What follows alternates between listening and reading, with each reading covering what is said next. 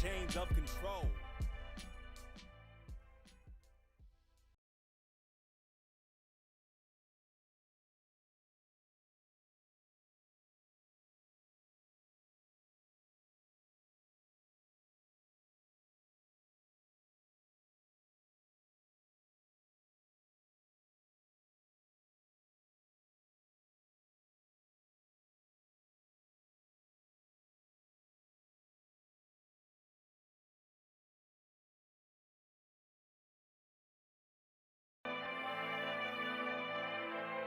They'll blanket you in Wi-Fi and profit off the radiation. Congregation collecting the people for that Satan. I keeps it blazing, cause I can read between the lines. I ain't blind, we unwind what they're really saying. Genetically modify what you're tasting.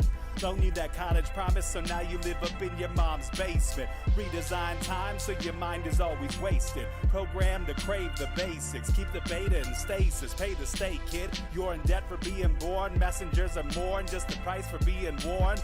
Don't be alarmed, disconnect from their machinations. Stop subscribing to the folly of all nations. Bone breaking ain't the answer, cause they seek the ownership of souls. Spread the seeds and watch them grow. Break the chains of control.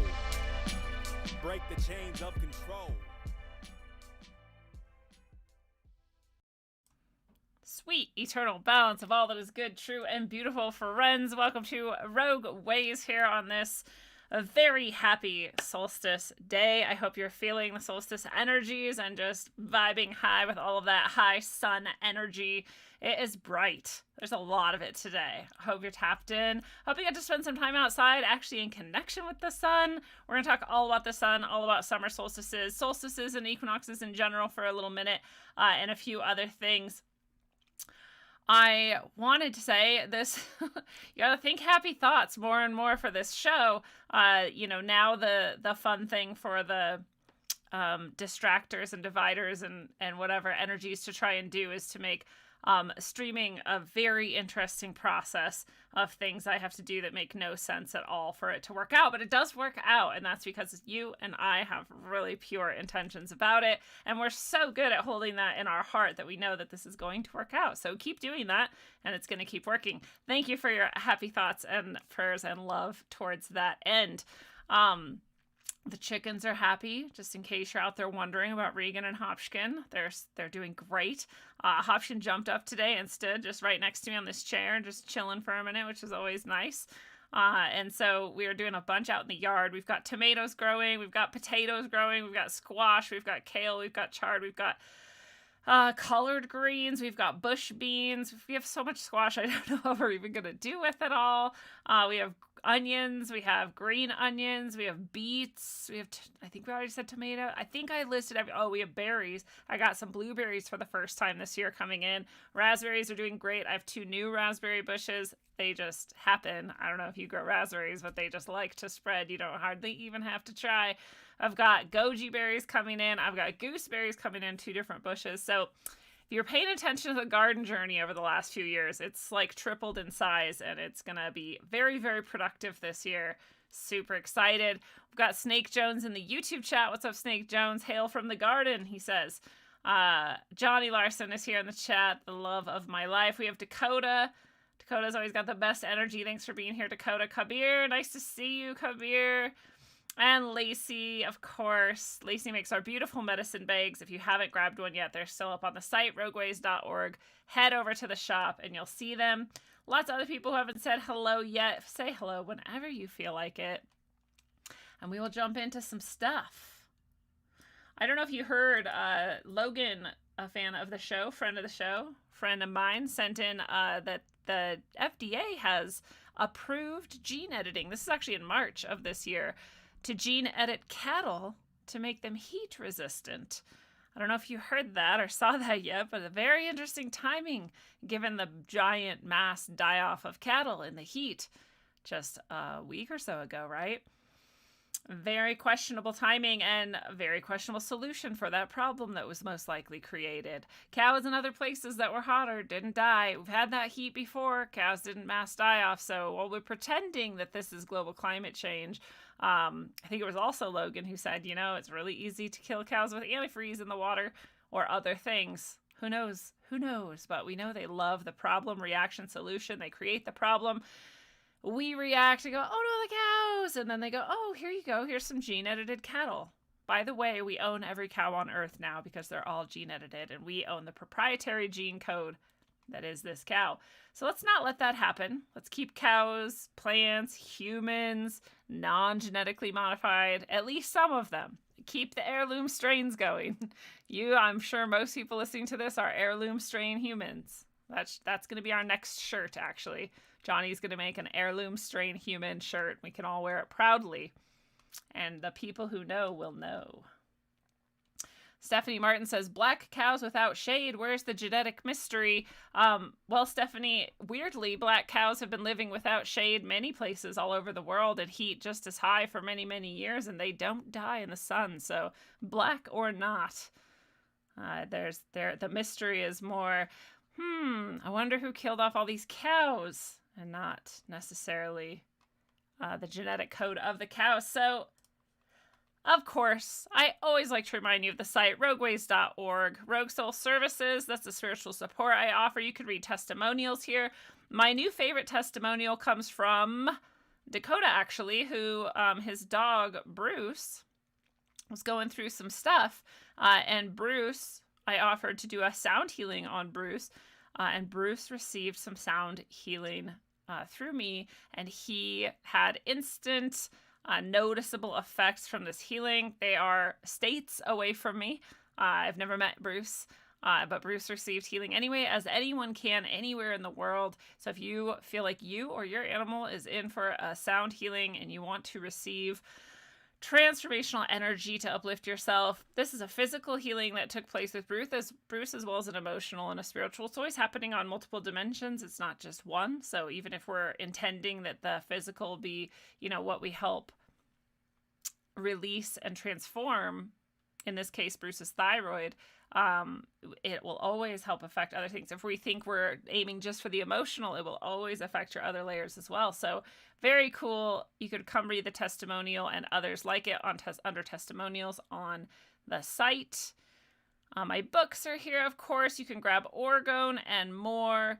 And what I'm very excited for is next Wednesday, we hope to start another session of Brighter You. Brighter You is a 6-week soul course that helps you expand your spiritual pathways, your spiritual skills, your spiritual connection, and affects, again, every layer of your being so that in service you may offer new skills and abilities to others. That is the goal. You don't have to, obviously. You can keep them to yourself. You can just go deeper into yourself and just develop your own connection. It's a beautiful thing to do. There's always, of course, the opportunity, though, that you can then offer that to others when you choose. So it's 6 to 8 p.m. on Wednesdays, Mountain Time. It's going to be starting next Wednesday. It'll be the next 6 weeks after that. So if you would like to possibly join us, this is an application. So if you go to rogueways.org/apply-brighter-you, I'll put it in the chats for anybody who hasn't gotten the email yet. If you're not on my email list, you can just contact me through any of the contact forms on the site, and you will be on my email list. And then if you would like to, through that contact form, if you don't have this application form, because it's not linked to anywhere on the site, I mail it out to those who are already following, and I'm sharing it with you now. So you can apply.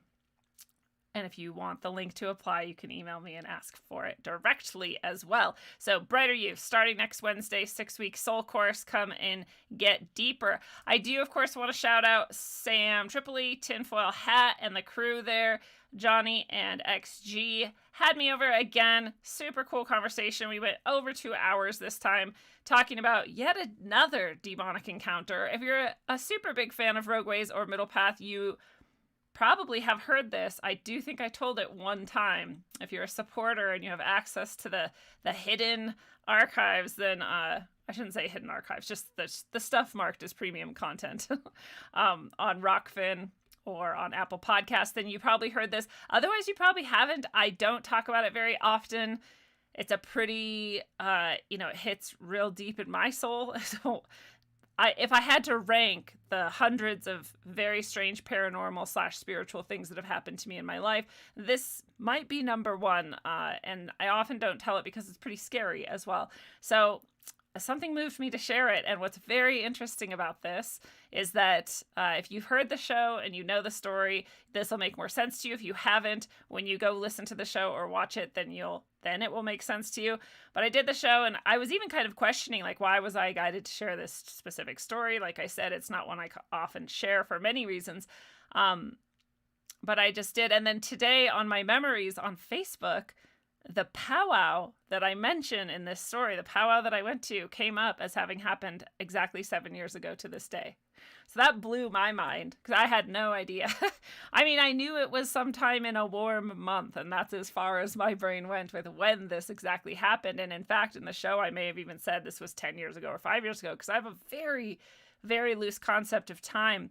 But as many of you know by now, but it's one of those synchros that you're like, okay, that was meant to be. This was supposed to happen. I was supposed to tell this story. As silly as that may sound, when you go listen to the story, you'll understand just how crazy that is. So that exact powwow, that exact story was exactly 7 years ago today. And, we talk about 7-year cycles a lot. And I know this is getting into middle path like content today, but it is the solstice. So I think it's appropriate. And 7-year cycles they're mentioned in various ways, in various texts, in various traditions by various people. It's not even necessarily spiritual always. We talk about the 7-year itch even, right? We seem to have these 7-year cycles within ourselves. So it's really interesting because that definitely kicked a 7-year cycle off for me. Things have been quite intense and very transformative since then.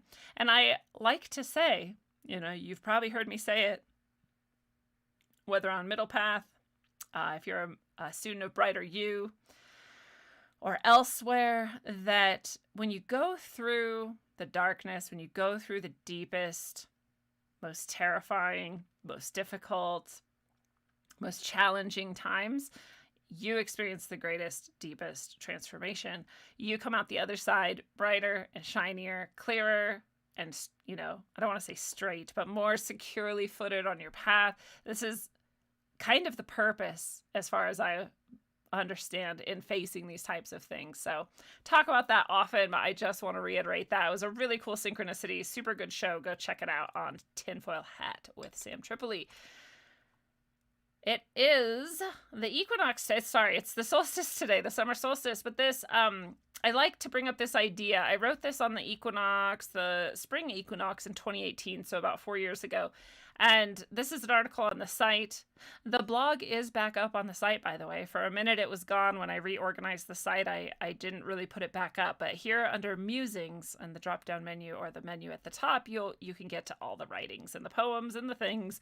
So this is one of the many articles I write just kind of randomly whenever it strikes. And it was because this equinox post, this equinox musing, I wrote because at this time it was going around that they, quote unquote, were lying to us about the solstice and the equinox. And I bring this up every solstice and equinox since then because they're not actually lying to us about the solstice and the equinox. And I really like to clarify the record on this one because there's still a lot of people out there who got caught up in the wave of reactionary sort of drama that unfolded when this rippled through our community that the equinoxes and the solstices were being lied about. So you can see here under this, times of sunrise and sunset, the length of the day, these very calculated things. This is on like a Navy website somewhere. You can go find it if you want. They list all this information and by the day, you can see the solstice and the equinox. Well, you think you can if you think you know what the solstice and equinox are. But you can't actually. So here we see this given year, they told us the equinox was supposed to be on the 21st of spring. It's usually on the 20th, 21st, 22nd. Rarely it's on the 19th or 23rd, but it can happen. And on this year, they told us the 21st. But here we see on the 17th on this Navy site that the day of actually equal night and day is on the 17th. And we think equinox means equal night and day sometimes. We're actually mistaken in that. That's not what equinox means. Solstice and, just solstice, winter or summer, also does not mean shortest day or longest day. It just so happens to correlate with those phenomenon of seemingly equal day and night and longest day and shortest day. They're very similar in timing. But they are not, in fact, the same phenomenon. They don't have the same name, and they're not on the same days. They're almost never on the same days. So while we look at this and we say, wait, equal night and day was on the 17th and the actual equinox is on the 21st, like who's lying? And if we're supposed to be in connection with this energy and celebrating it and doing this and that, then like if we don't know the right day, then what are we even doing? And the idea at the time in our sort of conspiratorial, open-minded, questioning community was that they wanted to disconnect us from this ancient, powerful energy that our people, and by our people, I mean literally every indigenous group around the world, celebrates and builds, all kinds of temples to and everything. They want to disconnect us from that. But what's actually true is no, there's a equinox and solstice is a celestial thing. It's not a earth and human point of view thing. What an earth and human point of view thing are the equinoctial points or equilux. And that means, sorry, not the equinoctial point, just equilux. Equilux. Equilux means equal light. Equinox means equinoctial point. The equinox is celebrating when the celestial sphere is intersected in various ways. So when our sphere that goes out from the earth, our oh my gosh, now I'm mixing up too many words. Equator, the sphere that you could imagine coming out from the equator like a plate that sliced through the universe, when that either lines up with or gets to a certain degree or slices it a certain way, the galactic or the celestial sphere, that's the equinox and the solstice. I learned this because this drama ran through our community so many years ago. And I tried to share it with the people who were promoting that they were lying to us about these days and point out that no, they weren't actually lying to us about those days. We were just confusing our understanding of equinox and equilux. No one's even heard of equilux. It's like not a thing we hear about. And it's even more confusing that the day of equinox is very similar in time, in length and distance from the day of equilux, right? As well as it is the solstice similar to the day of longest light and shortest light, which also have names that I don't have handy here with me. But all of these things have scientific names, and they're all, as far as I know, reported on the days that they are actually happening on. I don't think anyone's hiding these from us. So I like to share that seems to be true. If anything is true, and if nothing is true, there's no point in talking, so we shouldn't even think. So I like to go with, as far as I understand, this is the truth, that no one's hiding it, and the days are just similar in timing to one another, but are actually completely different phenomenon. So summer solstice this year is today. It is today, no matter what day might be the actual perceived longest day of light in your specific geographic location, which can change depending on if you have mountains or not, and all of these different things. How far, like north and south you are, whatever. I don't know. There's various different things that can affect your human perspective on what is the longest day and the shortest day and the days of equal light and equal dark. But the day that is the day that the galactic sphere is sliced in the right way by the equator, that day is today. And that actually happened this morning. Early in the morning, if you're similar to where I am in the northern hemisphere, and the northwestern hemisphere, and the northwestern quadrisphere. So summer has arrived. It is officially summer now. No, it was not summer before today. It is summer today, and it is summer from now on until the fall equinox. And so today summer starts. You might say, what? It was already hot. Why is it starting today? Well, the sun is actually going to get shorter and shorter from today on. The days are going to get shorter and shorter from today on. So the sun is now on its descent. The height of the sun was today. It was yesterday, today. Like, this is why we had the 1 day of brightness event recently, is we're celebrating that, the height of the sun and its journey across the sky in our time and our experience, the most sun we get. The sun is such a beautiful energy, and this is the day where we get the most of its energy. Again, not in necessarily our temporal experience by minutes, but in our celestial, larger experience.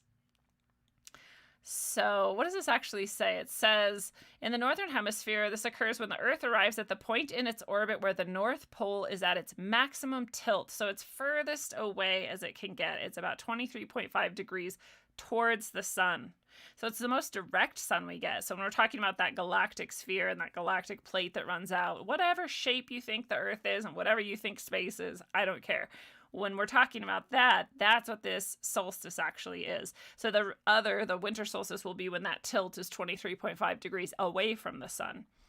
And again, no matter what model of the world and the universe you're using, you would still have to account for this in some way. So you would still have something tilting away from something, or something further away from something, or closer to something, even if you went with flat Earth and all this other stuff.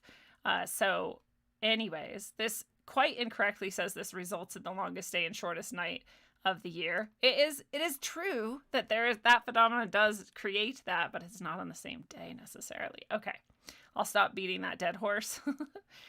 But today it's at 5:14 a.m. Eastern. So for me, that was 3:14 a.m. Last night was actually the moment of solstice. So, yesterday, today, like, these energies are very strong. Today is the official day.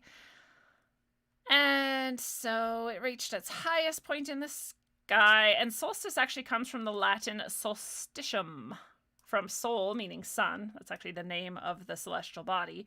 And stitium, meaning still or stopped. I love this. I was just comparing, I don't remember whose show or which show or what or when, but I was talking about how the seasons and the solstices and equinoxes are similar to our breath, and that our in-breath is spring. The pause between the in-breath and the out-breath is summer. We're at the sun's, see, they even called it still or stopped, the sun being still or stopped. So it's at this pause in between. The out-breath would be the fall, and the winter, and even deeper stillness and stoppage, is that pause between the out-breath and the in-breath. So we have the seasons in every breath. I want to say I made that up, but I was actually guided to share that and to understand that by one of my guides and allies. So thanks, guys. You're always doing real nice things for me. But it's pretty beautiful. And so when I just read that this is actually the Latin meaning, I was like, oh, wow, it's even reflected in the word itself. Solstitium, sun, still or stopped. Due to the tilt in the axis, it's like it tilts and it's like a pause before it starts wobbling back the other way. How beautiful. I love understanding even more deeply what these things are, what they mean, and what they represent. So throughout the year, of course, we have the equinoxes and the solstices. It does not always occur on the same day. It shifts between days like we just talked about. The longest day, again, you'd want to go check your specific Navy site or any other site that just lists the days of sunrise and sunset, and see actually how many minutes of light you experience as a human on Earth. And see, it might be today. It might have been 2 days ago. Oh, this is cool. You'll notice your shadow is the shortest it will be all year. Just think of the symbolism of that. That's so cool. We just, at One Day of Brightness, did a lot of shadow work, and leading up to it as well. If you were part of it, you probably noticed that. It's always like that. With ceremonies I do, with guidance sessions I do, with One Day of Brightness, really with anything I do, it tends to be that the person receiving it actually started experiencing it before I started sending it in temporal time, and then in linear time, I should say. And then after I'm done, quote unquote, it still keeps going as well. And that's because our energy, our intention, these things have really no time or space. Ooh, this is interesting. Is the summer solstice the first day of summer? They say yes and no. Technically, it depends on whether we're speaking about the meteorological or the astronomical start of the season. Most meteorologists divide the year into 4 seasons based on the months and the temperature cycle, which allows them to compare and organize climate data more easily. In this system, summer begins on June 1st and ends on August 31st.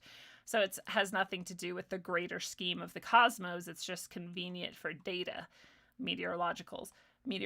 But astronomically, the first day of summer is said to be when the sun reaches its highest point in the sky, which occurs on the summer solstice. Therefore, the summer solstice is considered the first day of summer, astronomically speaking. It is interesting, though, that and this is me saying it, not a quote, that we start summer on the day that the sun starts getting shortest. It's going to stay hot, of course. We're still relatively closer and more intense with the sun's energy for a while here. Is it the longest day of the year? Yes, it is. Let's see if they have any other good questions. Why doesn't it fall on the same date each year? That's due to what we described, as well as the fact that our calendar isn't perfect and that there's actually 365.2421199 days in the year, and we just have 365. So every 4 years, it kind of rotates around. That question isn't worth asking as far as I'm concerned. And they say, what is Midsummer Day? June 24th. Oh, wait, what? June 24th is really special this year, so I didn't know Midsummer Day had a specific date.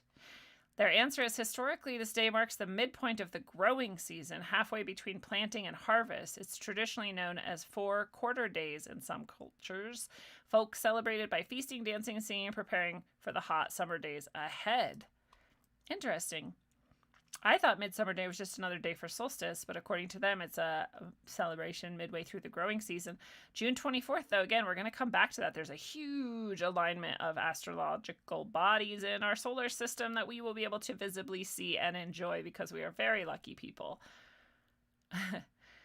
Celebrating the solstice, according to this almanac.com, can involve strawberry picking. Celebrate the solstice and the strawberry moon, which is the full moon that's somewhere around now. I think we just had it actually like a week ago. I think that people were calling that the strawberry moon.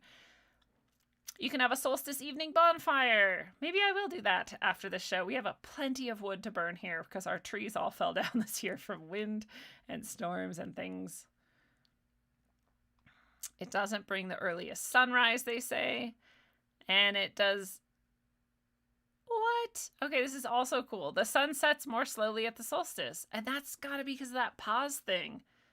You know, they're saying this is actually like the pause in the sun's wobble, or our wobble towards the sun before we start going the other way. So that would be even longer for the sun to set. I never heard that or knew that. This is why I love doing this show. So the sun sets more slowly around the time of a solstice, in that it takes longer to set below the horizon. I mean, yeah, that's what a sunset is. You had to say it twice? Okay, anyway, this is related to the angle of the setting sun. The farther the sun sets from due west along the horizon, the shallower the angle of the setting. The farther the sun sets from due west along the horizon, the shallower the angle. Oh, that makes so much sense. I really had to visualize that one to like understand it.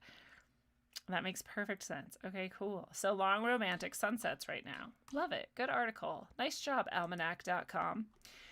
Of course, we want to pay homage and connect with the idea of these archaeological sites that all seemed to celebrate the summer solstice, the winter solstice, the equinoctial points.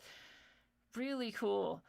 So this is just 11 of them. I don't know if there's a single one that doesn't. So when we're talking about megalithic structures, these ancient structures like the pyramids and Stonehenge and any of the others we found, Göbekli Tepe, all of this stuff, all the Incan and Mayan, everything, they all seem to be perfectly aligned in many ways, sometimes creating beautiful visual effects. And that is some fucking architecture. Like, what? I don't think we can even do that with modern equipment. To make like the light shine in a certain way that it like does crazy shit, like become a snake that goes up the pyramid, like that one is crazy. There's just so much shit. How did they do it? How? All right, I know a lot of people think Stonehenge is fake, and I don't pretend to know that it's not fake.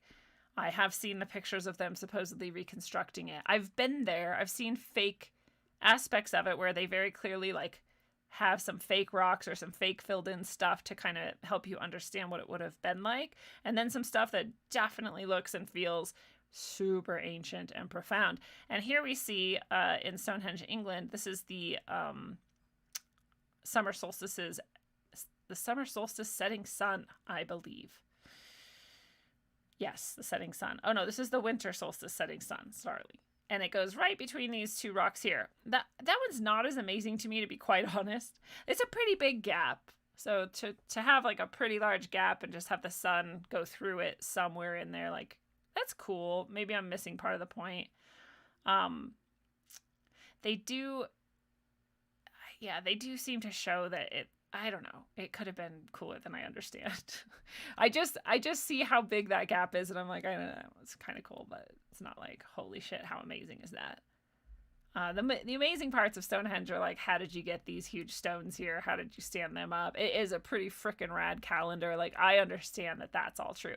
You still can't calculate like when in the year you are and what's happening based on, where the sun is in conjunction with these standing stones. So it is very cool. I don't mean to really belittle it. I just think it's not as cool as some of the other ones if I'm, sharing my personal judgments about it.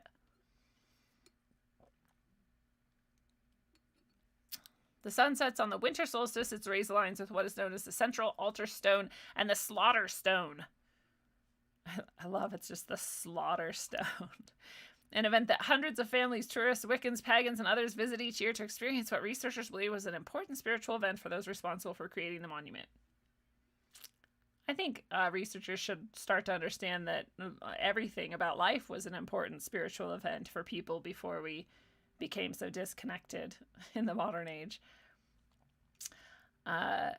Tough as Nails in the chat. Welcome to the chat. Tough as Nails says June 24th is my daughter's birthday. Someone else's birthday who follows Rogueways is also on the 24th. Y'all are lucky. You get this super... We're going to talk about this astrological alignment in a little bit. Welcome, Chris Shaw. Nice to see you. Moki Joe in the chat. Nobody ever talks about the moon's role in solstices and equinoxes. I would love for you to elaborate on that, Moki Joe. Share with us. Enlighten us. I would love to know. Over in YouTube, Stephanie Martin says, at what point of the figure 8 of the line of the movement in the sun in the sky? Oh, we're either at the very top or the very bottom. She's talking about the, wow, I totally just forgot. Analemma. I think that's what it's called, the figure 8 that the sun makes. If you take a picture of it at the same time each day for like a year, it makes a figure 8. So we would be at the very top or the very bottom, and the equinoxes would be in the center. Robin Stevenson in the chat, salute.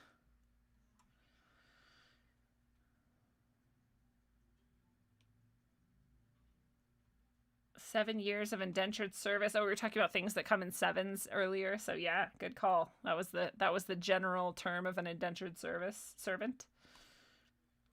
Mojo Shop in the chat. What's up? Nice to see you. Love all around. Hope I didn't miss anyone. I love your guys' chats and all the things you do to support the show. Share these episodes with friends and family. Become a supporter on Subscribestar on rogue.locals.com or here on Rockfin, where there's always more people in the chat and otherwise just watching along. So, we love you on YouTube. You're the best. But you want to come join us in Rockfin if you want to really be with the best. You're all the best. Angie A's in the chat as well saying, hi, what's up, Angie? This is the Newgrange Monument. It's in Ireland, located in the northeastern Ireland, thought to date back to 3200 BC. The mound with grass on its roof rises from a green field and inside contains a series of tunnels and channels. During sunrise on the winter solstice, the sun pours into the main chambers, which researchers have interpreted to mean was built to celebrate this special day of the year. Or bring light into whatever's inside and under. I know there's a lot of burial mounds, so it'd be interesting to consider that they're bringing light into their ancestors, especially at that point of the year where you're closest to them.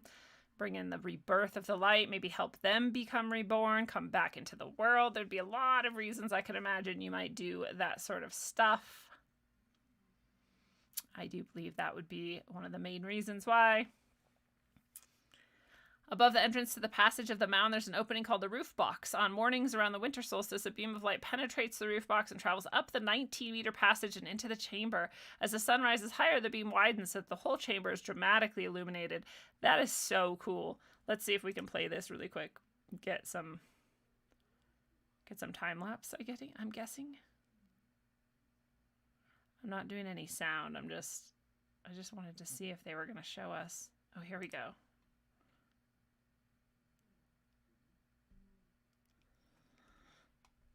Oh, it's not time lapse. It's just a picture. Oh no, it did kind of. I think that's the brightest. Anyway, it illuminates. Good video. Maeshowe, Scotland. I've never heard of these last two.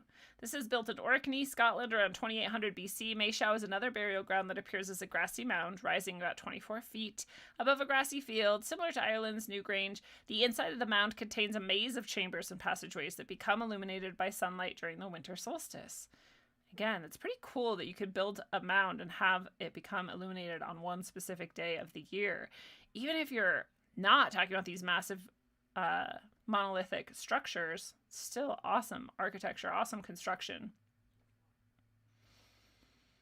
We have Ghost Circle in Germany, looking very similar in a way to Stonehenge. These are all over the place. This is in Germany. I've never heard of this one either. None of these are about the summer solstice. They're all about the winter solstice. It's like they're inviting the light back in. We have Machu Picchu. The Incas are renowned for their astronomical skill, and they based a complex series of annual rituals on the movements of the sun, moon, and planets. Their attention to the sky is embedded into the architecture, and archaeologists have found structures related to both solstices in Inca cities, as in the summer solstice and the winter solstice.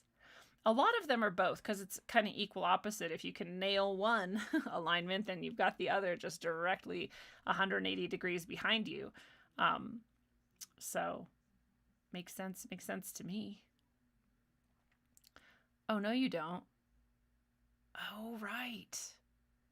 If you go to sunrise and sunset, you might have that. But if you're doing just sunrise, for example, it's more like this picture shows, where there's like a frickin' Freemasonic compass angle is what I just was thinking of. I wonder how much that compass that the Freemasons use, that makes that little triangle part of their symbol, is to represent the angle between sunrises on solstices. Man, I love thinking. What a cool thought. I know they're into that shit. They're into all that old, mysterious, symbolic, occult stuff. Analemma was the word I was trying to say. I don't know if I said it correctly, but anyways. Wait, let's see. The winter solstice at Machu Picchu is one of the most magical times and places in the world. It's the shortest day of the year. The very first light rises over the distant mountains. It shines through one of two windows in the Temple of the Sun and illuminates the ceremonial stone within. That's pretty cool. The second window is for the sun's rays on summer solstice. Temple of the Sun is used to honor the Inca deity known as Inti. You can sacrifice animals and all kinds of things on the sacred stone altar. There's a large altar carved from rock where the ceremonies and sacrifices were performed, and there's a cave accessible only from the temple itself, which may have been the burial site of Pachacutec.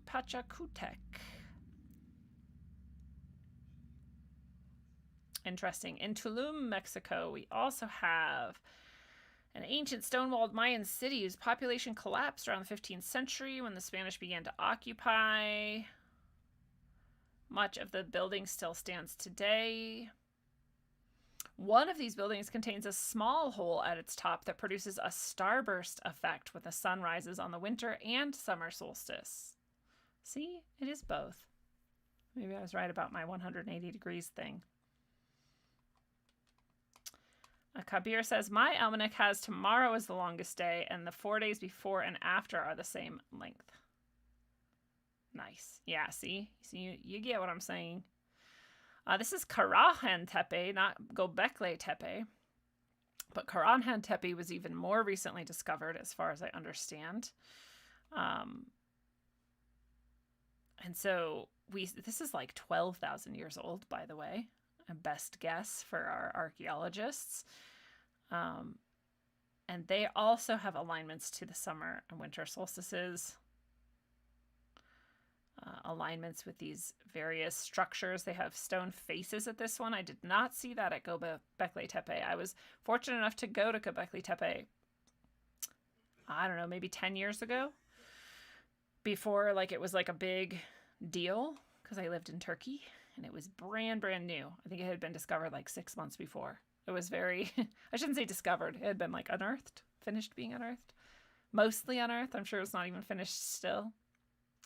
But there was not faces there that I remember. There was all those stones with all the weird handbag guys and handbag birds and crazy stuff. But this is pretty cool. I haven't yet looked in very deeply to Karahan Tepe. During winter solstice sunrises, the stone head at Karahan Tepe is fully illuminated and therefore puts it in alignment with many others. In the Temple of Karnak in Egypt, that's one of the most stunning ones you see here. It's maybe it's as wide as the opening at Stonehenge, so maybe I should be a little nicer about it. But this is located in Egypt amidst a vast complex of ruins. The shrine to the sun god is illuminated during the winter solstice. On this day, the rising sun shines between two pillars, casting a bright beam of light through the complex. That's a pretty cool, like the whole temple is this way.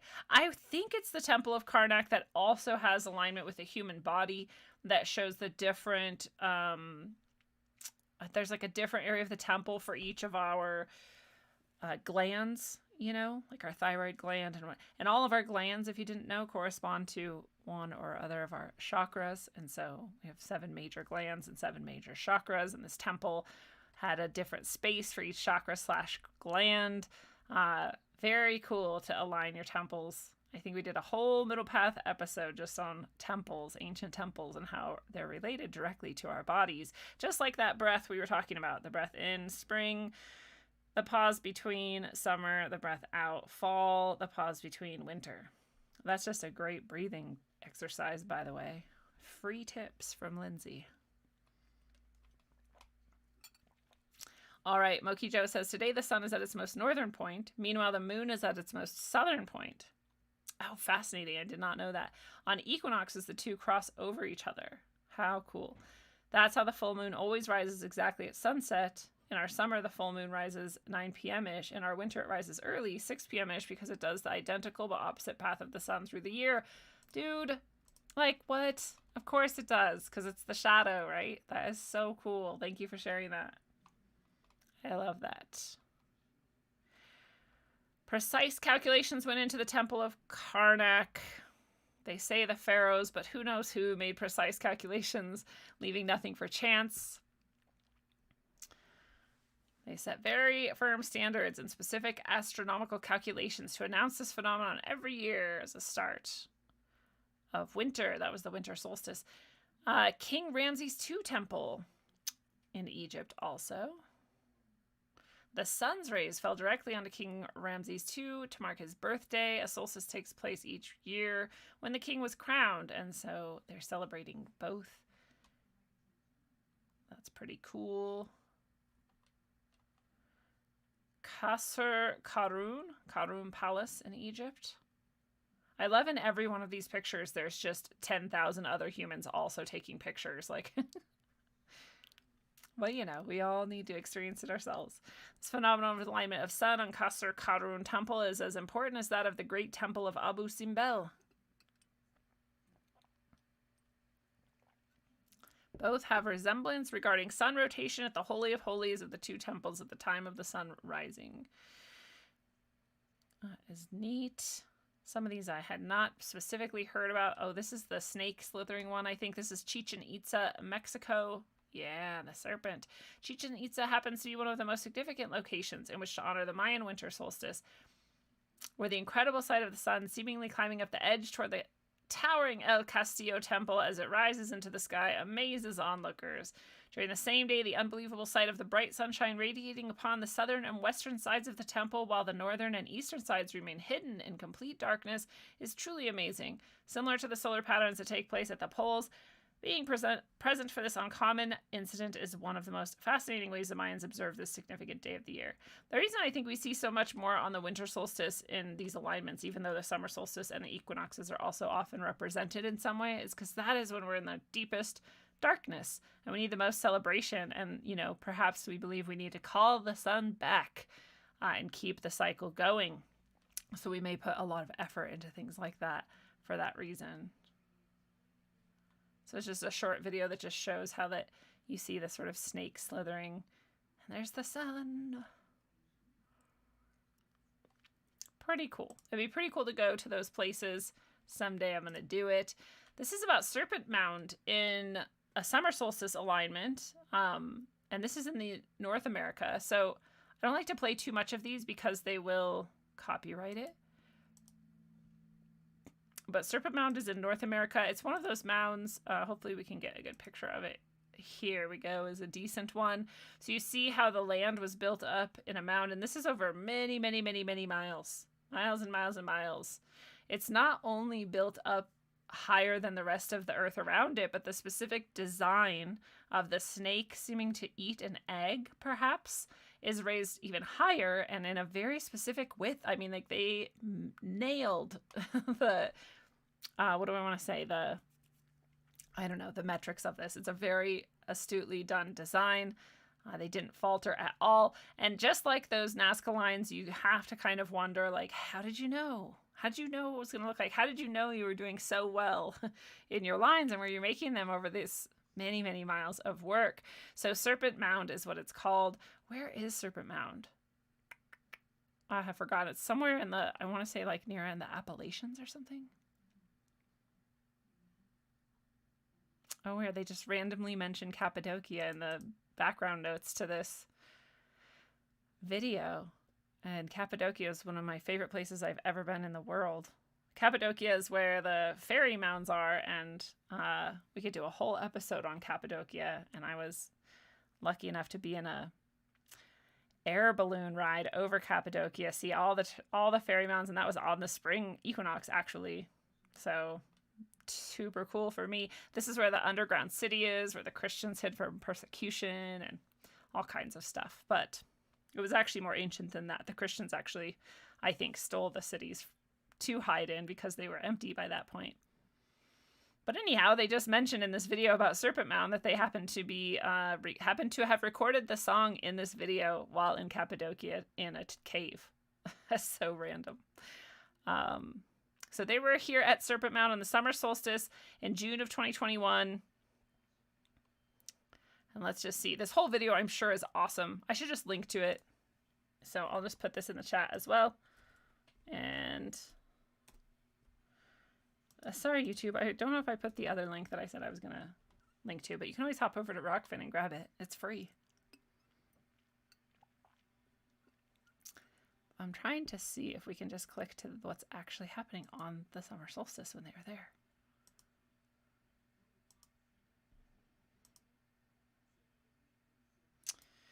Oh, Ohio. That's where it is. Well, I thought they were going to like show us video of them being there at the summer solstice. And maybe they were.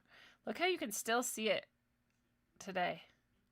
Just risen up like that. I mean, you have to protect it. You can't not protect it. The Serpent Mound. I think it's that the snake eats it. Let's see, because I don't want to, again, get a copyright streak. So what happens at Serpent Mound on summer solstice?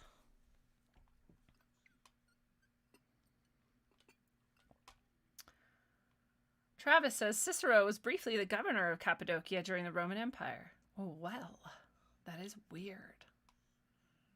It's such a cool place. If you guys, I know it's like not the place that most people think that they want to go, but oh my God, so beautiful. I went to, I think it's called Butterfly Valley in English. I don't remember the Turkish name for it. Is it Butterfly Valley or Turtle Valley? I think it's Butterfly Valley. We did this huge hike through Butterfly Valley. It was so pretty. There's just ruins everywhere. Like, it's fucking crazy, dude. I've lost most of the pictures in the great deletion that happened in 2018 or 2019 or whenever that was, where I lost literally like everything ever. Yes, it was backed up. Don't attack me. It just all deleted. Things happen to me. We have to just let it go now. Summer solstice on Serpent Mound. All right. It's a 1/4 mile long serpent. Oh, I was like, this is miles and miles long, but it's a 1/4 mile long. Okay, well, it's still really long. On the top of Ohio Knoll. Mark grew up nearby. I don't know who Mark is. The sun sets over the head of the serpent on the summer solstice. All right. I knew. I was going to say, I think the snake eats it. Which is another way to say that the sun sets over his head. So the snake eats it, and then he's going to digest it for the rest of the year. I wonder if at the tail points to the rebirth on the winter. That would be really interesting. Check out the angle. It could be similar to that compass angle from the Masons we were talking about with that other example. So maybe, let's see, winter solstice at Serpent Mound.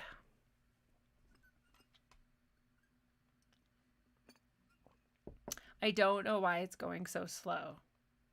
Like, clearly the internet's working fine. I think you can see and hear me without glitches. But searching? Nah, can't do that quickly. It'd be way too 1997. All right, I don't know how much longer we're going to wait around for that answer. And so we're moving on. Anyway, in Chaco Canyon, also a very cool place to visit if you want to go to Arizona. Check it out. As a circular structure half sunk into the earth on a hill, kivas are ceremonial places in Pueblo culture, as well as symbols of the cosmos. They're always aligned in some way with the cosmos. It's actually really cool. They're aligned with the cardinal directions. The line connecting the north and the south doors to Casa Rinconada is within 1/3 of a degree of true north. That's pretty correct. A compelling but contested alignment exists within Casa Rinconada at Chaco Canyon. At sunrise on the summer solstice, a beam of light from a northeastern opening in the kiva precisely illuminates a niche in the far wall. The niche in question is one of many. However, it is only one of several that are uniquely placed. Interesting. So there's several reasons why it might not be intentional, and that's because it was partially reconstructed in 1933. Its original plan is unknown. Well then, yeah, it's pretty questionable. Okay, so that's probably not even a real one. Anyway, there's plenty of real ones to go around. The ancient Greeks, so we're going to get into some celebrations. We could actually do, again, like 5 shows just on different temples, their alignments and things. And of course, that was one of my first true loves in the world of alternative thinking, officially, was our ancient history and how very unlikely it is that it was as short ago as we think. Although with the whole Tartaria thing, people think it was even closer than we think. So who knows which is right, but one thing is true. We seem to know that they are hiding something. So let's look into celebrations of the solstice. The Greeks celebrated the summer solstice in a very specific way. Celebrations of the longest day of the year go back to the Stone Age or beyond. And human beings have been organizing parties, dances, and festivals in honor of this. Much like other people, the Greeks celebrated this too. Slaves took part even in the celebration and were served by their masters. This sounds like Saturnalia.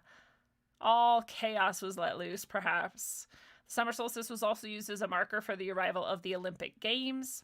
I mean, why aren't we still doing that then? Or did the Olympics just start? I guess it's not the year, is it? Maybe they do. Maybe they start on the solstice. That'd be interesting to know. Oh, sorry, it would take place 1 month after the longest day of the year, which isn't quite the solstice, as we just talked about.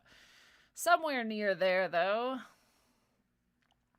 They celebrated the resurrection of the daughter of Demeter, Persephone, and glorified Dionysus, the liberator of human souls. Ancient Greece also symbolized the cultivation of wheat with the cultivation of the soul. They celebrated the summer solstice with a festival honoring the goddess of the hearth, Vesta. During Vestalia, Romans sacrificed unborn calves. Unborn calves? Well, that's dark. They're like, yay, things are growing. Let's kill something growing. Like, what? Anyways, Mediterranean cultures. Lots of people celebrated, including Scandinavians. They celebrated midsummer, which we just talked about is actually a few days away and is the halfway through the growing season. Bonfires are popular. Even in China, winter solstices were celebrated in balanced and contrasting ways. The longest day of the year celebrated the yin, the feminine. Well, that's interesting. The longest day of the year. So the most sun, which is yang, celebrated yin. I guess you need to... Oh, that's why they're saying in contrasting and balanced ways. Okay, that's cool. So yeah, you'd celebrate yin, or the feminine, on the longest day, and celebrate yang, or the masculine, on the shortest day. That's pretty cool. I like it. We also have more on how ancient cultures may have celebrated. Maybe. I don't know if I want to read anything from Newsweek, but I just want to glance and see if they have anything we didn't already touch upon. I like that Chinese way of bringing balance Yeah, that article sucked. Moving on. The Debrief says Summer Solstice 2022 continues an ancient and mysterious astronomical tradition. Thank you, Rainey, for the tip. Solstice tip for me. Appreciate you so much. That's very sweet. Happy solstice to you. Hi, Lindsay Smith in the chat.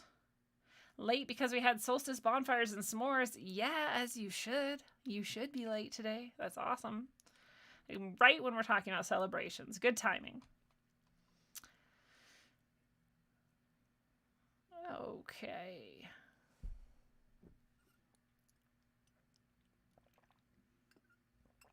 Solstistere.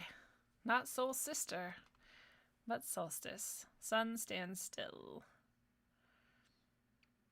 We plant our crops according to the arrival of the solstices in Neolithic cultures, especially in Northern Central Europe. I mean, I'm sure that's around the world. I don't know why we're focusing on just Europe, but celebrating with the construction of massive fires intended as representations and tribute to the powerful blaze of the sun. That's cool. We're like, here, let's draw off some of this heat by like making a fire and just reminding the sun, like, look, we like heat too. You don't have to like burn us to shit the whole time. Archaeological places with celestial alignments exist all over the world. We already talked about Machu Picchu. Where is this? Oh, this is in Machu Picchu, the Torreon building. I think that's the one we talked about. Yep, it is. Serpent Mound, Stonehenge. All the stuff we already nailed. All right, well, I guess they didn't have anything new for us. Here's 11 rituals to celebrate the summer solstice. I love rituals. I love doing things. I got a really good one from Ellie. If you were at One Day of Brightness, or you just caught the show recently that Ellie was on, or you caught her first appearance on Rogueways a while back, Ellie is a beautiful soul. She's a psychic. I got to do a reading with her. She's super good. She's amazingly right on, very talented.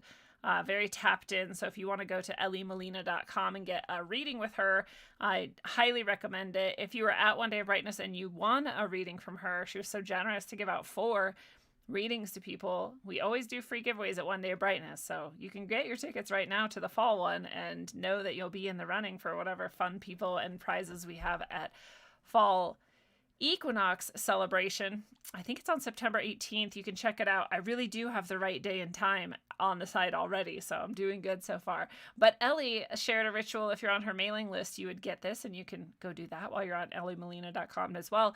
She had a really cool ritual. Actually, it was about having a fire, and instead of just doing the fire and celebrating in that way and maybe having a drink or a laugh or a dance or whatever, she was saying, let's, make this really magical, actually get into it and really go into the fire, and don't go into it physically, go into it mentally and emotionally, and just be with this fire. And while you're in there with the burning of the fire and the sun at the height of its power, just release anything you're ready to get rid of. You could still do this just because the solstice already technically came and went in the wee hours of this morning. It's still the solstice day.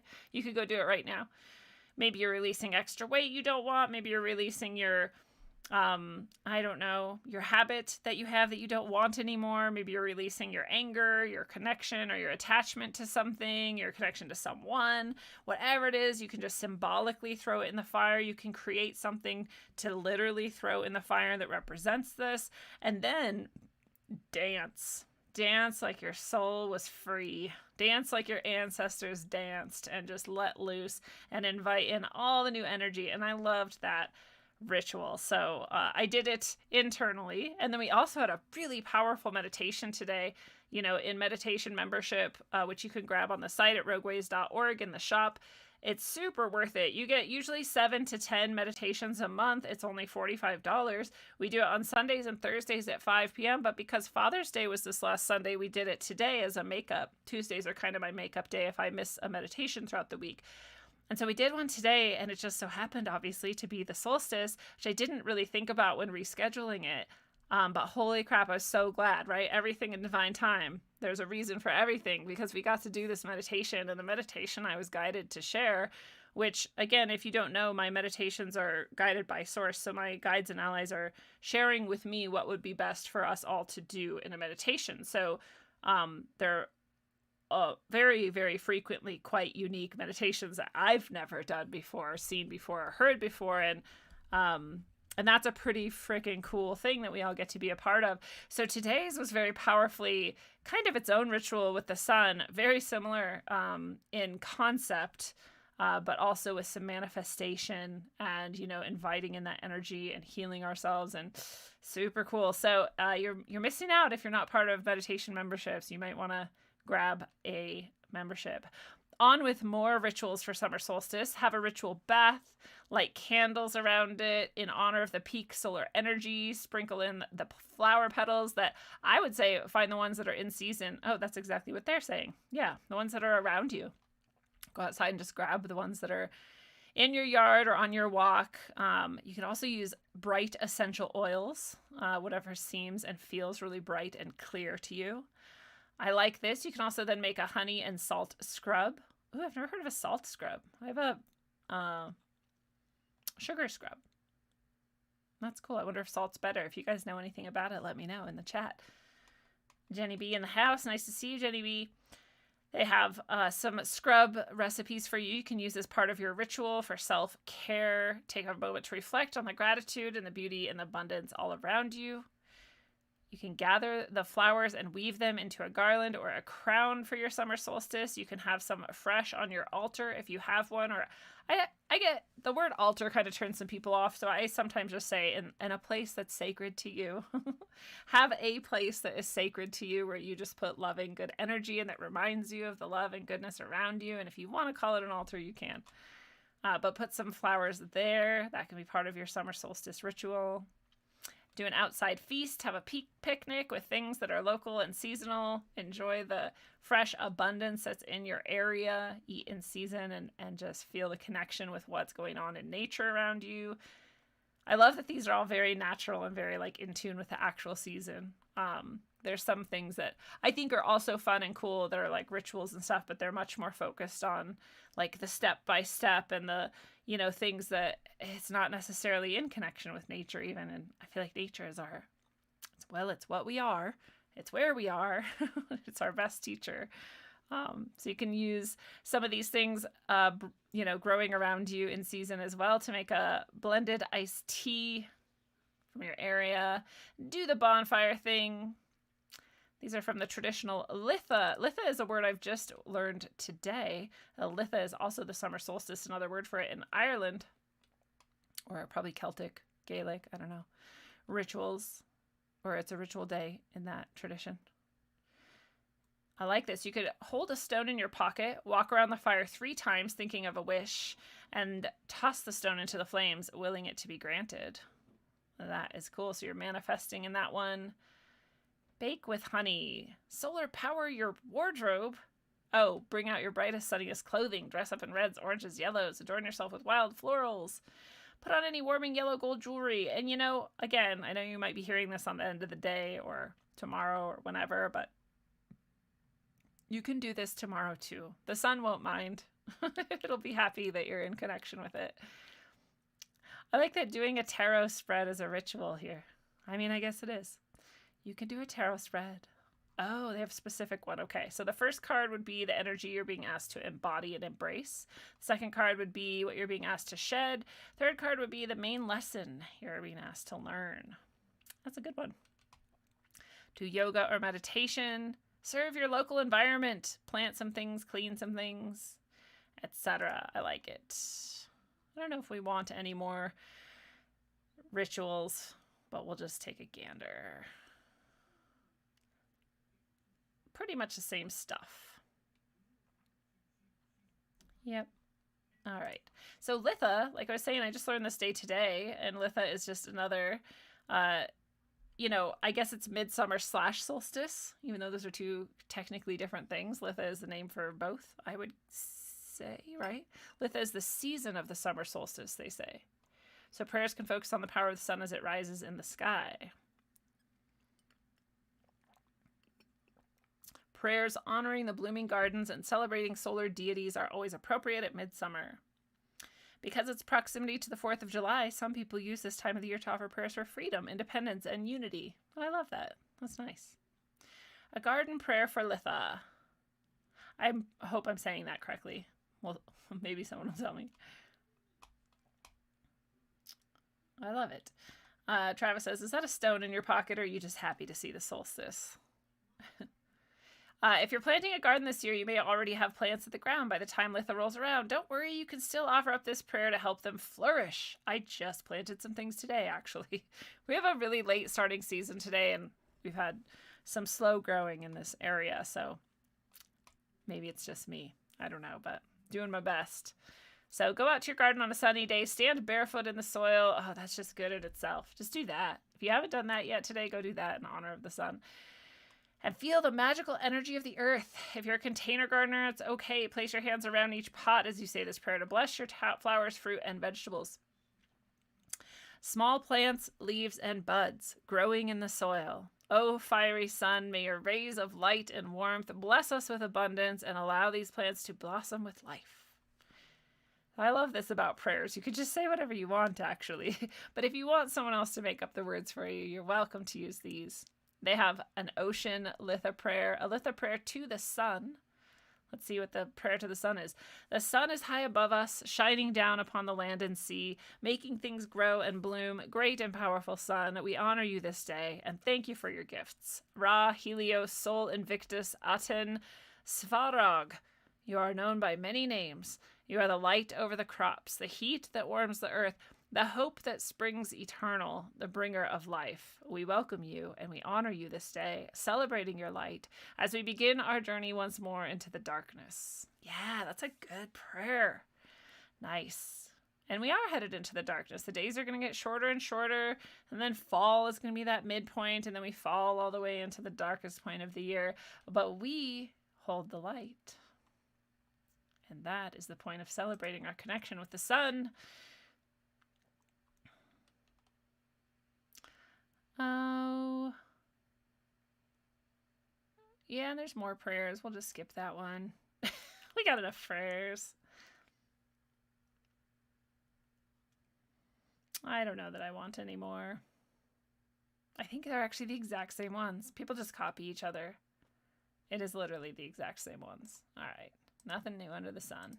So I did want to talk before we start to wind down about the alignment that is happening on the 24th. I think I mentioned it before. I know I shared it on my socials. If you're following me on Instagram, Facebook, or Twitter, or locals, rogue.locals.com is the best place, actually. We don't get censored there, and you can actually see every single post and every single comment.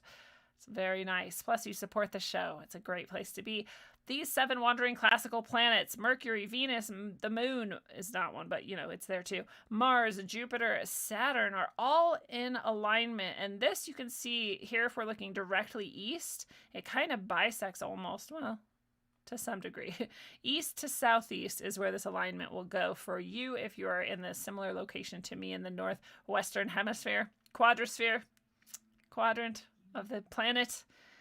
So this alignment is pretty cool. These planets will be seen without a telescope, and these are the planets that can be seen without a telescope. So that's the coolest part about it, is that we are seeing all the ones that we can see without a telescope on this day lined up, especially pre-dawn from 23rd to the 25th, with the most pronounced being on the 24th. They will seem to be in alignment to us. If you are in New York City, this is where this alignment is happening in this view here that they show you. Therefore, it's at 4:40 a.m. And so for me, that would be 2:40 a.m. If you're further over on the West Coast, it might be 3:40 a.m. Sorry, I already screwed that up. 1:40 a.m. So you might want to wake up, to go look at it. I know I'm going to. Try to, at least. And hopefully we have clear skies to do that. They do, for some reason, show us that if we were way out in space looking down from above, it wouldn't be in a straight line. We're like, oh, thanks for pointing that out. And if we were on the other side of the Earth, it would look the exact same alignment, but in reverse, going from northeast to north, which is cool. So you can actually go look now, and they'll all be visible still. They might not be in as close to a straight line as they will be on the 23rd, 24th, and 25th, but it is really, really neat. I remember... someone said this hasn't happened for 18 years, so maybe it was 2004 that this happened to me, but I really thought it was 2000. But who knows? Life is weird. I'm clearly not very great with time.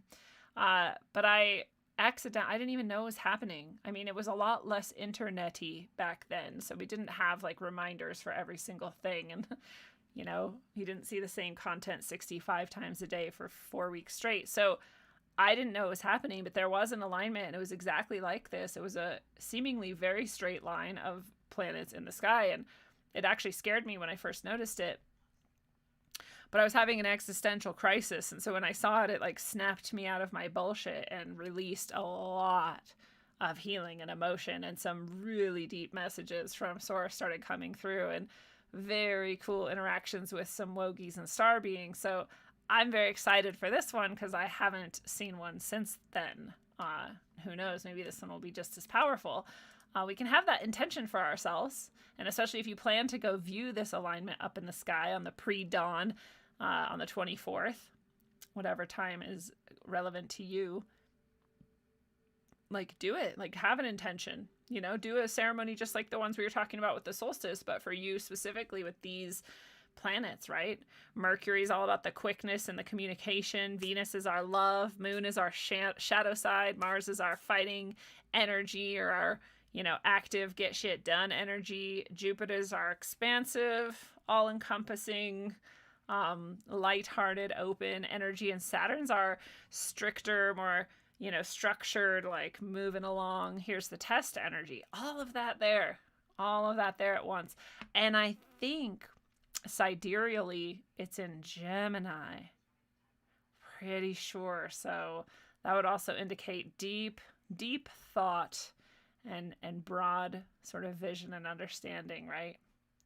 Very interesting. So we might want to make some ceremonies for ourselves surrounding some of those ideas and energies, or maybe just a prayer for ourselves, or maybe just a meditation for ourselves, or again, even just those intentions, right? Here's where I'm headed. Here's what I'm manifesting. Here's what I'm inviting in. Here's what I'm aligned with. All that kind of stuff would be good. Super powerful coming up here. Just a few days. Let's see, Robert Edward Grant, one of my favorite people. He's a mathematician. Go check him out if you haven't yet. I repost his stuff all the time because he's just a genius, and he's into the beautiful, the mysterious, the conspiracy, all of it. And he's just a very genius mathematician. So Dakota says, Robert Edward Grant was talking about this alignment. I think he was saying it was every planet, though. I'm also fried. That's the thing. It could be every planet. We just have these ones visible. So yeah, when I was reading that, I was thinking the same thing. I was like, well, so what about the invisible ones? Like Pluto, Neptune, and Uranus. So maybe they're right there too. Let's look at our picture from here. Oh, they just don't even show them. So yeah, that would be really interesting.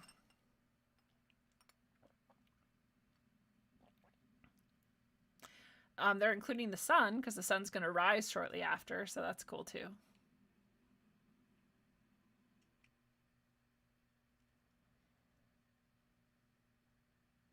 They do say it's visible worldwide, which is cool.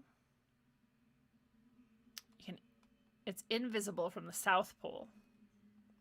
So sorry, South Pole people. I mean, we know no one is down there unless they're like Illuminati lizard people, so who cares? But anyway, this horoscope, since we're talking about astrology, I really like to tap in with, I almost called him Phoenix, with Athen Commenti. And Athen Commenti does true sidereal astrology, which is not sidereal astrology, and it's not Western astrology either. It's true sidereal astrology, and that means that what you look up at the sky and see is how he does his astrology. So the other astrologies don't. They base it on other alignments that aren't happening right now. So he's in real-time astrology, is true sidereal astrology, and so I really like his stuff. It often seems much more accurate to me, like by far. So my whole life makes more sense when I tap into the true sidereal. I find benefit in all of them, but I really like this. So if you want to go check him out, here's the link to this video. I'm not going to play it. I'm just going to read you his summary because this is for this week, and since we were just talking about this alignment, you may be interested in the astrology of it. So he doesn't talk about the alignment itself, but, you know, he talks about the energies in our zone this week. So he says the weekly horoscope for June 20th has the third quarter moon and Venus trine Pluto. The beginning of the week is great for implementing insights from last week's full moon. I think that was that strawberry moon we were talking about. Venus trine Pluto helps us enjoy the deeper world in our personal and interpersonal lives. The sun enters sidereal Gemini, suggesting a shift of focus towards more of the mental and communicative aspects of life. So yeah, the sun is shifting into Gemini. So that alignment would be in Gemini too if the sun is rising right at the same time as that alignment. So in true sidereal, it's a Gemini alignment, which is cool. So that's what's coming up for this week. We want to go deep. Our focus on our personal, interpersonal communication and the mental constructs around them, and especially whatever shadow work we did last week, which I know for me and many others was super intense. So we're implementing the healing from that this week, which is cool. In some ways that can be challenging because like we just did the shadow work and now life might be like, okay, here's your opportunity to like apply what you transformed, which sometimes doesn't seem super fun. But sometimes it's super fun because then you notice in the doing of that, you're like, oh, I really did grow. I changed. Like last week, I would have reacted to this like this. And this week, I'm reacting like this. So, or responding like this. So that's the cool thing coming at us this week astrologically. I did want to mention while we're talking about the sun and loving the sun and celebrating the sun. And here we have this beautiful chemtrailed sky just fucking shining away at us. But anyway, this is from hydrationfoundation.org. Despite their horrible choice of picture, there's really good information here, and most of it's from Dr. Mercola. And many people are avoiding the sun more and more these days. We're worried about skin cancer, sunburns, and it feels intense. Like I go out in the sun and I'm like, holy crap. And this is partially perhaps because I went a mile higher in elevation towards the sun since compared to what I've normally lived at most of my life. And so it literally is much more intense for me than it ever has been. But it also just feels like, I don't know, maybe that's everywhere. The sun just feels like it's burning. Sometimes I think the chemtrails they laid down, some of them seem to magnify that. The ones that when you go outside and they're dispersing, you're squinting more. Like, have you guys noticed that? That's the type that feels to me like it magnifies the heat and the sun and the harmful effects thereof. And there's other kinds they spray that turn into kind of thicker clouds that are more like gray and blocking out the sun and possibly bringing rain. So they definitely have got their various types and methodologies that cause different effects weather-wise. But it is true, despite our fears of the sun and our avoidance of the sun and skin cancer and the intensity of the sun and all this stuff, it's true that sunbathers actually live longer. There's a lot of evidence in many places that people who get a lot of sun and spend a lot of time outside in the sun have a lot more vitamin D, right? And that UV light and there's a different kind too. I don't know if they say it in this article, but UV light, and I think they call it near UV light or something, triggers chemical reactions specifically for your mitochondria.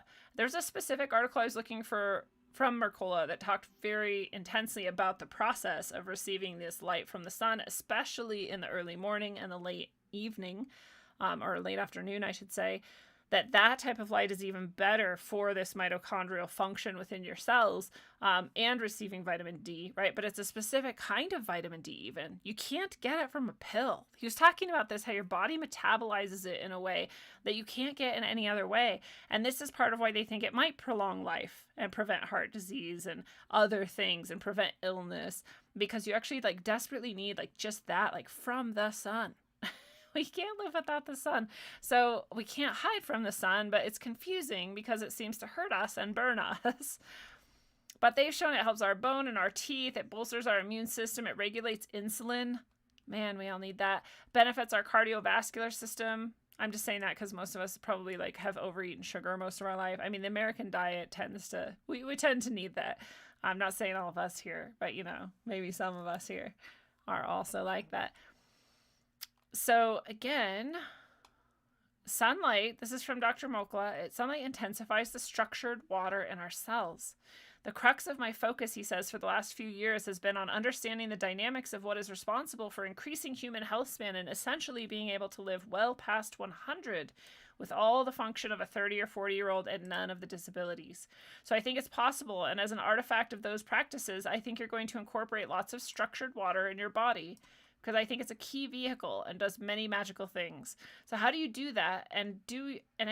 How do you do that and you improve your mitochondrial function? When your mitochondria are working better and they're not dysfunctional, they're going to produce the ATP. ATP provides the energy, sort of the heat, to change actin to a molecule that facilitates the improvement of structured water within our cells. So it's not just the mitochondrial function that's improved, it's not just vitamin D you're getting, but it's actually doing the structured water thing. If you watched the episode with Dr. Thomas Cowan before COVID hit, when he was on the show, we were talking about the heart, Cosmic Heart, Human Heart is his book. It's so beautiful. We're talking about the heart and the vortex of the heart, and the structure of water specifically came up multiple times because he talks about that. It's another state and phase of water that science ignores completely, and we have it in our body too. And we need to create it intentionally by being in connection with the sun. So what better time to think about that and talk about that and plan on how you're going to give yourself that than on the summer solstice? So again, we're afraid of the sun. We seem to avoid it. We think it's going to burn us, but we need that mitochondrial function to be improved. We need the vitamin D. We need this structured water action to happen. So they go more deeply into what can happen with that. Oh, they don't go into it. It's a different article I pulled up to explain how you can be safe in the sun. Because another separate Mercola article is one I read that tipped me off to this possible reason why we seem to burn when maybe our ancestors did not seem to burn as much. At least it seems they wore less clothing and were outside longer and were okay. So why? What's so different, right? I mean, aside from chemtrails that might be magnifying and burning us to shit. Oh, what's up, Mandy? Nice to see you in the chat. Happy solstice back at you. So sunlight is good for us. What's not good for us is sunscreen and hiding from the sun. So if you can neither put on sunscreen nor can you hide from the sun, what are you going to do? Most sunscreens are loaded with harmful chemicals. You can get good ones, but then you might as well not be going in the sun, because those good ones that are like zinc and these other things that are thick and you're like basically painting your body, well, now you're not getting any sun. So sunscreen, even if it's a healthy sunscreen, it might be worth it for you depending on where you're at with this whole thing, this whole issue, and like when you're going to be outside and where you're going to be inside and what you're going to be doing. I'm not saying don't use it. I'm saying at least use zinc oxide,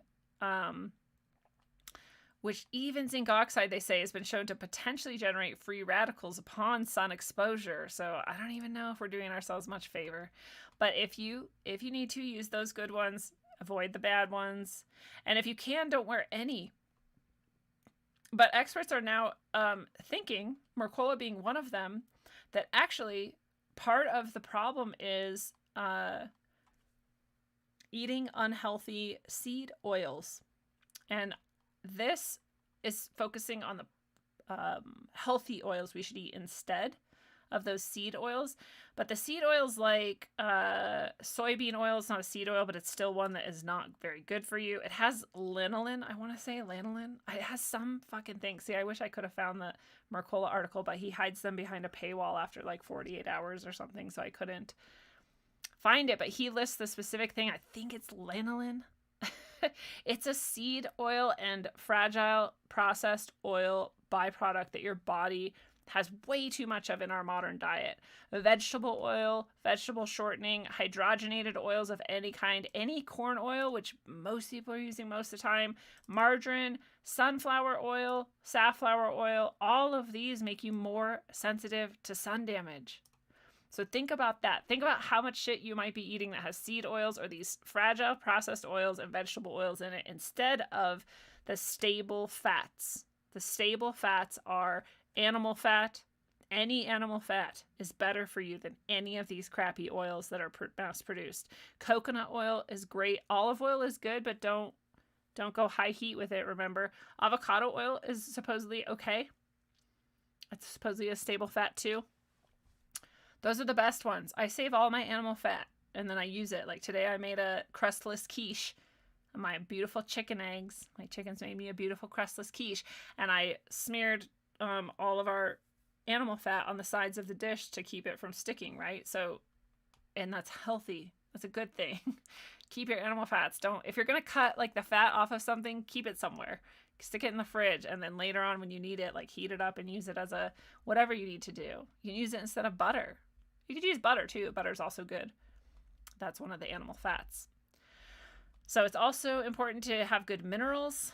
Eating bone broths and fresh organic grass-fed liver is also very important to give you trace minerals. This is why people suggest you eat liver. This is why I try to eat liver at least once a week. I don't always make that goal, but that's the goal, and therefore I'm getting a good amount of liver, giving me these trace minerals, trace vitamins, trace elements. And that also can reduce your photosensitivity and sun rashes.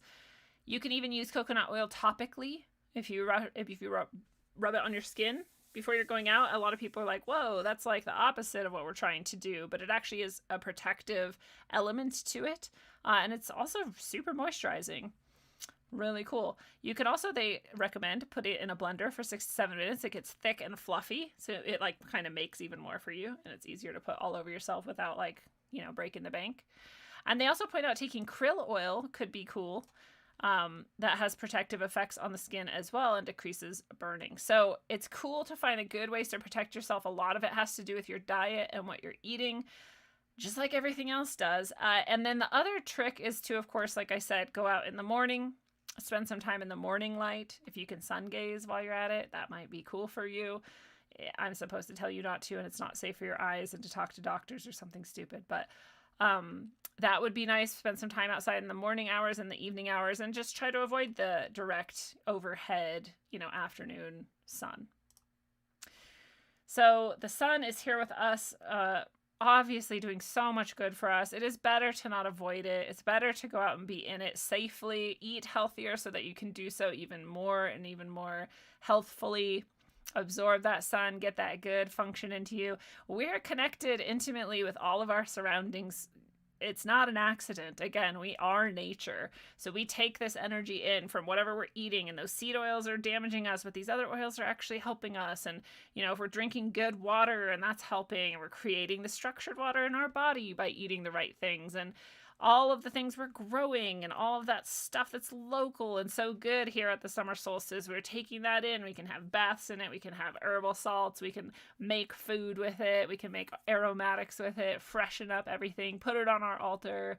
Like, we are this. We are nature. So the sun has reached its height. It's reached its peak. We're as close to it as we're going to get. We've paused in closeness to it, and then we're going to start receding from it. And then throughout the rest of this year, we're going to slowly decrease in our presence near it. But what's true is we have already absorbed it. We can absorb it every day. We've done it spiritually. We've done it mentally. We've done it emotionally. We've done it physically, literally. And we're holding that light in us, as is every other living thing. A lot of those living things sort of like die almost, go deep into sleep, which is okay. But perhaps we want to really hold that light so that when the sun gets to its lowest point at our opposite from here in the winter solstice, we have the brightness with us. We have it with us, and we've kept it this whole time. It's not going anywhere. It's not diminishing. Not at all. We're always in connection with this sun and this light. We're always in deep, deep presence with it. We can always hold it right where we're at and feel it. And no matter what happens, we will always have that light. We are literally the light reflected back on itself. It's not going anywhere in that way. It's staying right here with us all along. Yes. Animal fat facts. Wearing sunglasses inhibits vitamin D, Lindsay Smith says. Yikes. So be careful. I know I've liked to wear a hat more often lately, especially my sparrow hat. My sparrow hat keeps me EMF protected, which is nice. But I did not know that about sunglasses. I have very light colored eyes, and so the sun can seem to hurt deeply sometimes. And so I like my sunglasses, but I'm gonna have to rethink how often I rely on them. Well, it's been fantastic to spend this summer solstice time with you, talking about the sun and all of the good, beautiful benefits of it.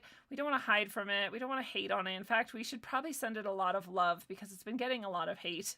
I mean, maybe that's not the right word, but when people think of global climate change, I think they think more often of the hot, the heat, and the damage to the cows, supposedly, or whatever bullshit they're pulling now, instead of the cold parts of climate change. So I just feel like the sun gets like the brunt of the hate, if there is hate, but maybe the sun wants a little bit of love, and maybe we give it a little bit of love, a little bit of gratitude for all that it does for us, and then make an agreement with yourself. If you feel safe to do so, you can make an agreement with the sun that you will hold the light, and that you won't let it die, and that you won't let yourself forget the brightness of the sun, and that it always is here for us, always comes back, couldn't die even if it tried, and will return. And just keep that in your heart, keep it in your love. And if you want to join us in deep, powerful meditations like the one we did today and do often, go to get your meditation membership. If you want to join us at the next One Day of Brightness in celebration of the fall equinox, you can go get your tickets for that now. I'm so glad we got to dive into all the different aspects of the sun at this place and its journey and our relationship to it throughout time. And until you build your temple to the sun, both outside, inside, and in the things that you grow, create, manifest, and share back with the world, travel well, aim for balance, and always look inside first. Mwah.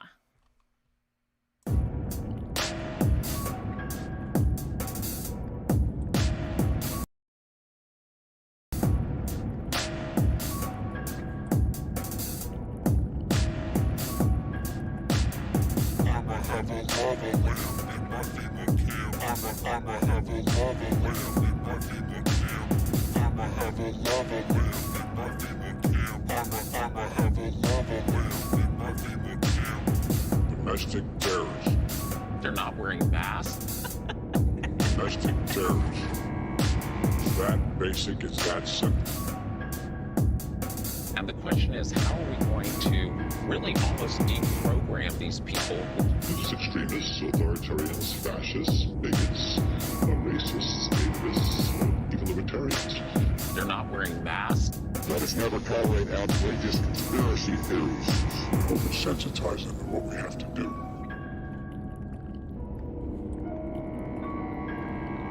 Potential for the disastrous rise of misplaced power exists and will persist.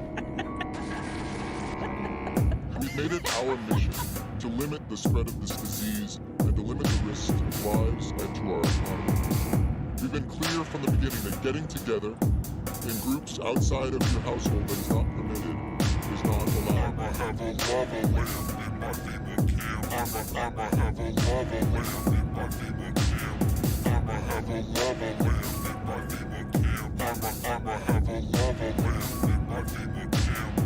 And we need to make it clear to them that the vaccine is the ticket back to pre-pandemic life. And the window to do that is really narrowing. This nation, this idea called America, was and always will be a new world. Our new world. Today we're taking steps to confront not just the gun crisis, but what is actually a public health crisis. They're not wearing masks. You know the old expression about snitches? Well, in this case, snitches get rewards. We want to thank you for turning folks in and making sure we are all safe. Are you proposing taking away their guns, and how would this work? I am. I'ma have a lava lamp in my FEMA camp. I'ma have a lava lamp in my FEMA camp. I'ma have a lava lamp in my FEMA camp. I'ma have a lava lamp in my FEMA